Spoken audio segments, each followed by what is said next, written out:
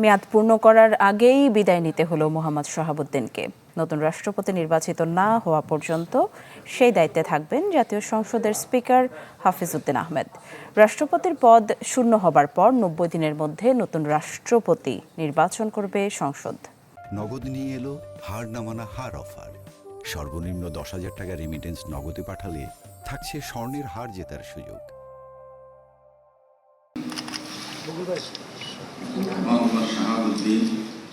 ২০২৩ সালের ২৪ এপ্রিল দেশের ২২তম রাষ্ট্রপতি হিসেবে দায়িত্ব নেন মোহাম্মদ শাহাবুদ্দিন।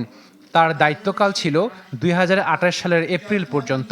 তবে মেয়াদ পূর্ণ হবার আগেই বঙ্গভবন ছাড়তে হলো তাকে।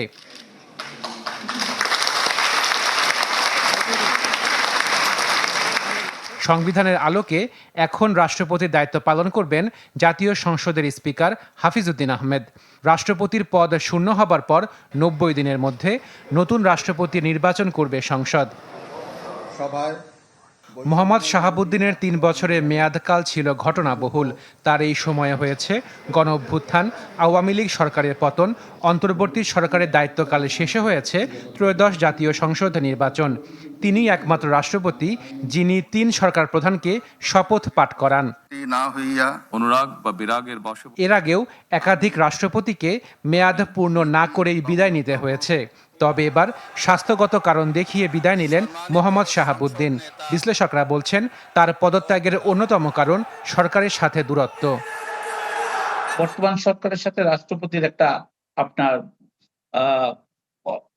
সম্পর্কের যে গ্যাপ, সেই গ্যাপ একটা বড় কারণ। ফলে এখানে আপনার বিএনপি তার প্রার্থী ঘোষণা করবে, জামাত ইসলামী তার প্রার্থী ঘোষণা করতে পারে, কিন্তু সংখ্যাগরিষ্ঠ ভোটে যিনি নির্বাচিত হন।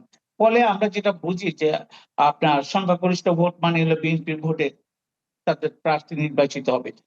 এরই মধ্যে রাষ্ট্রপতির দায়িত্ব গ্রহণ করেছেন জাতীয় সংসদের স্পিকার হাফিজউদ্দিন আহমেদ।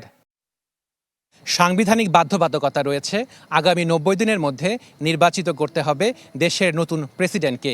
সংসদে যেহেতু বিএনপির একক সংখ্যাগরিষ্ঠতা রয়েছে, সেহেতু দলটি যাকে মনোনয়ন দেবে তিনিই হবেন দেশের ২৩তম রাষ্ট্রপতি। তবে সেই ব্যক্তিটি কে হচ্ছেন সেদিকে নজর থাকবে সবারই।